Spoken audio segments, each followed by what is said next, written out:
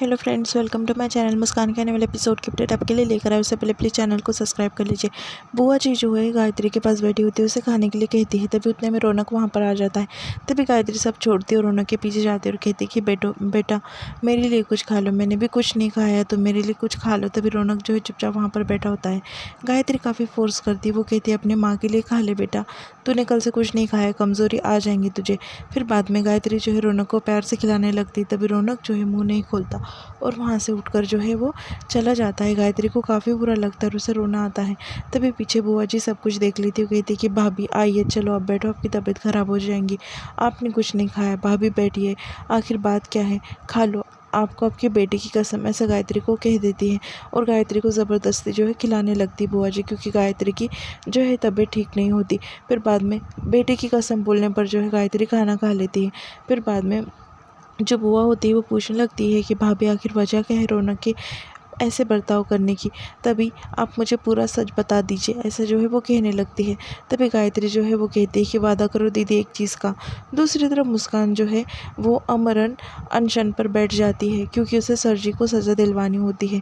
वहाँ पर बैठी होती है, सारी पब्लिक जो है जमा हो जाती है कि इतनी लड़की जो है सर जी के ऊपर जो है वो दावा कर रही है कि उसने कुछ किया है। फिर बाद में सब उसके वीडियो वगैरह लेने लगते हैं।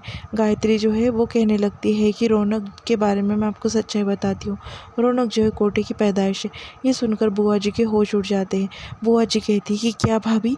तभी वो कहती है कि इसलिए मैं ये बता नहीं रही थी, और घर में किसी को नहीं बताना कि रौनक जो है कोटे की पैदाइश है।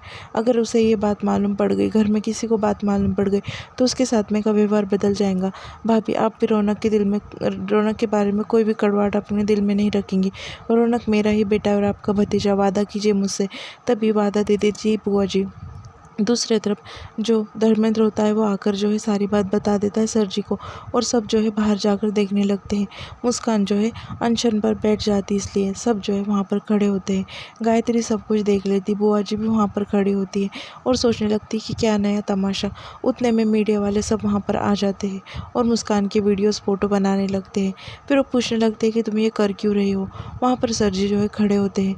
तभी मुस्कान जो है सर जी की तरफ इशारा करते हुए कहती है कि ये इंसान को सज़ा दिलाने के लिए, क्योंकि इसने जो है मेरा सब कुछ छीन लिया। वहाँ पर जो है लोग कहने लगते हैं कि तुम इतने बड़े इंसान के खिलाफ खड़ी रही हो, तुम्हें तुम्हारे जान का डर नहीं है क्या? तभी मुस्कान कहने लगती है कि जान का डर कर कर क्या करूँ, अब जीने की उम्मीद ही ख़त्म हो गई।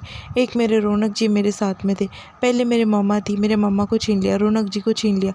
फिर लवली डॉली जो होते हैं वहाँ पर खड़े होते हैं और उसे सुनाने लगते हैं। दूसरी तरफ गायत्री सब कुछ देख रही होती है। गायत्री को कुछ कहते हैं, बाद में सर जी का वीडियो वगैरह बनाने लगते हैं। मुस्कान कहती कि मैंने सज़ा दिलाकर ही रहूँगी, मेरे रौनक जी को मुझसे छीन लिया, मेरे रौनक जी मेरे साथ में थे, उन्हें भी मुझसे छीन लिया। फिर बाद में जो है लवली डॉली जो है रौनक को लाने जा रहे होते, तभी बुआ जी जो है रौनक के बारे में बता देती लवली डॉली को कि रौनक जो है तुम्हारा भाई नहीं है। फिर वो पूरी सच्चाई उन्हें बताती है। तभी लवली और डॉली जो है एकदम हैरान हो जाते हैं। फिर लवली और डॉली कहने लगती है कि ठीक है ना, वो हम बचपन से साथ में रहे हैं, तो हम उसे हमारा भाई मानेंगे। और सर जी जो उनके नज़र में और महान हो जाते हैं।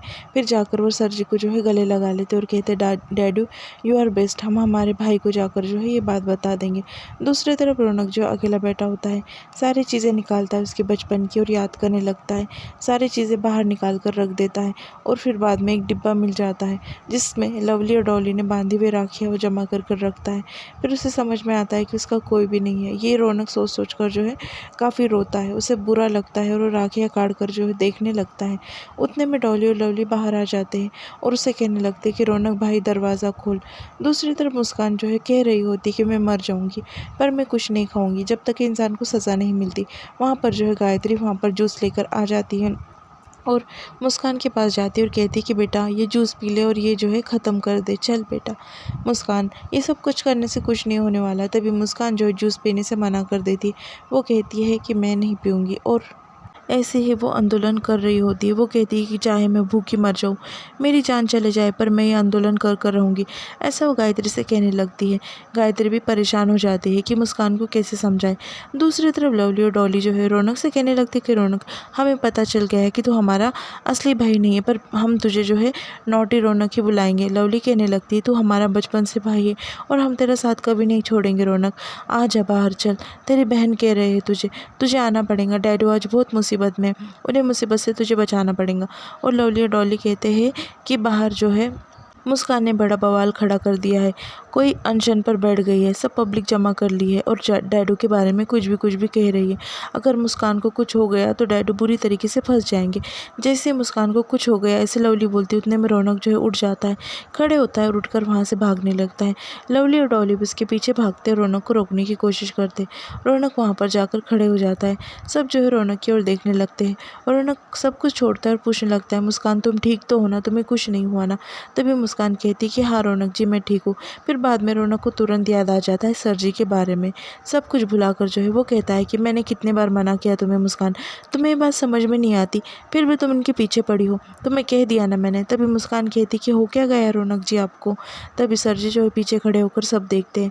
वो कहती है कि आपने ऐसा बर्ताव बदल दिया, ज़रूर इन्होंने तुम्हारे ऊपर कोई दबाव डाला होगा और इसी से इस मतलब इस दबाव में से निकालने के लिए मैं सब कुछ कर रही हूँ। जब तक आप जो है पूरी तरीके से मेरे हो नहीं जाते तब तक मैं ऐसा ही करूँगी रौनक जी। और फिर रौनक कहता है कि मैंने कह दिया ना मुस्कान, ये सब कुछ बंद कर दो।